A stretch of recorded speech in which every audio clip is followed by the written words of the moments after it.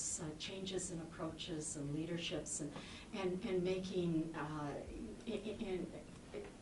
taking in new ideas. And so Purdue has been a great institution for 140 years, and it'll be a great institution way into the future.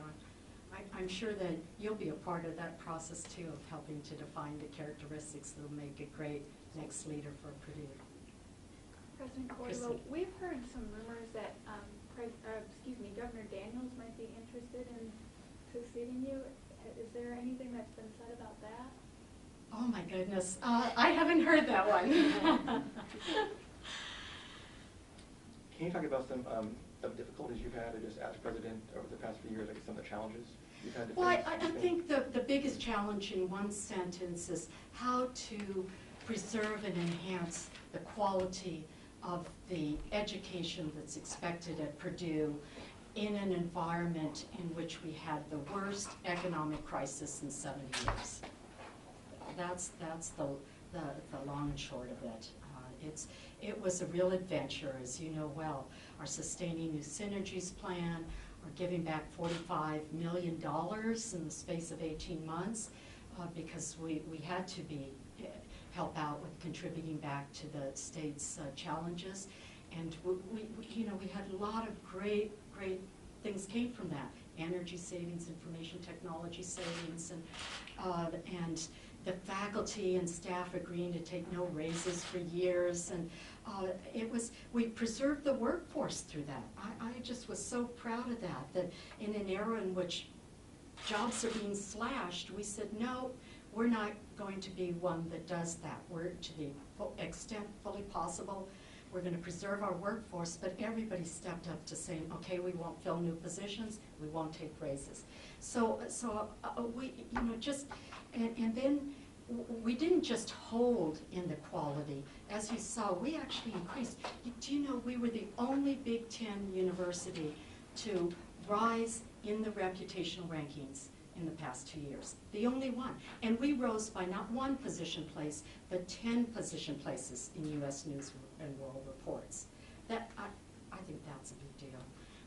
And the students love, of course, the Wall Street Journal ranking of #4, because that was by 800 corporate recruiters, and it's how much do you want a Purdue student to be in your company? So they're very proud of that. So I think we imbued a lot of value during a very difficult economic time.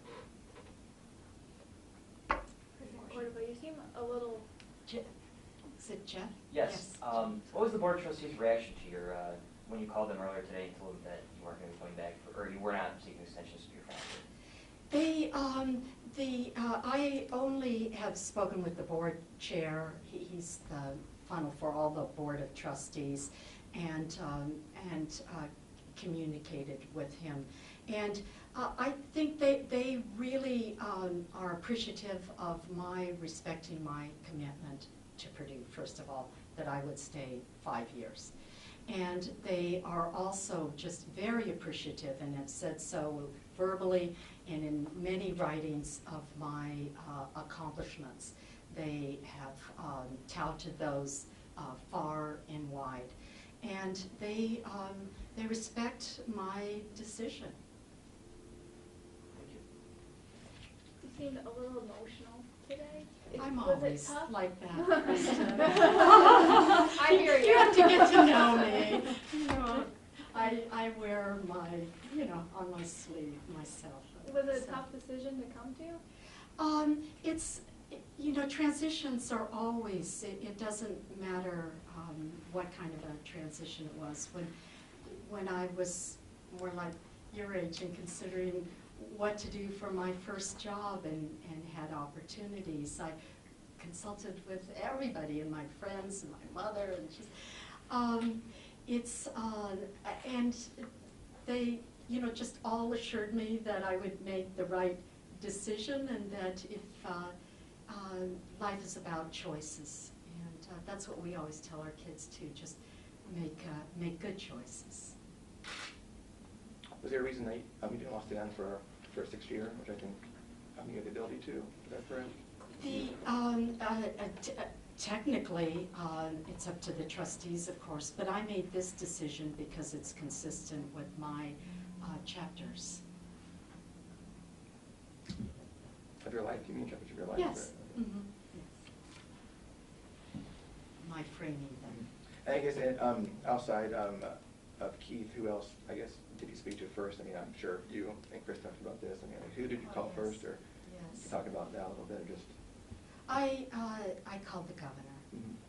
And I saw the lieutenant governor. I introduced her Mhm. at a forum in Lafayette yesterday, Mhm. and we had some time together before, and she gave a valedictory for me during her remarks, without, of course, saying what the news Right. was, but just, and so they gave me an ovation.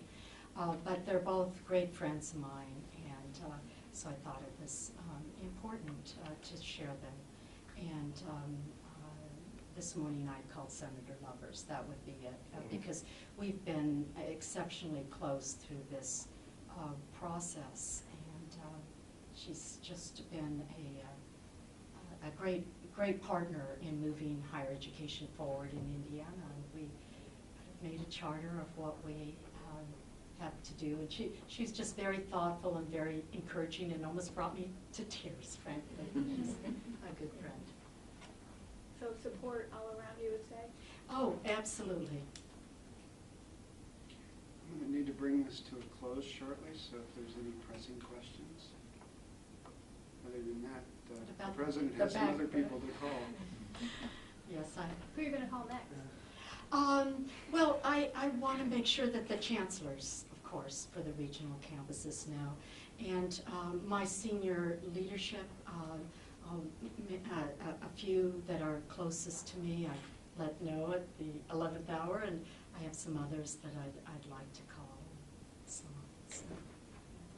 Can you say when this decision was made? I mean, I guess it wasn't today, but I mean, last week, or you kind of decided? Yeah, that would be an approximate time scale Okay. that I let the board chair know to expect something, yeah. Because you Well- never want to surprise Well, you them. know, we still have to tell our families. Yes, Oh. yes. Yes, we do have to, yeah, just let T's them were know. crossed and I's were dotted today, though. We didn't Yes, pick yeah, Friday it on was purpose. this morning that, yeah, that I really made the official. What was the big like invitation. turning point?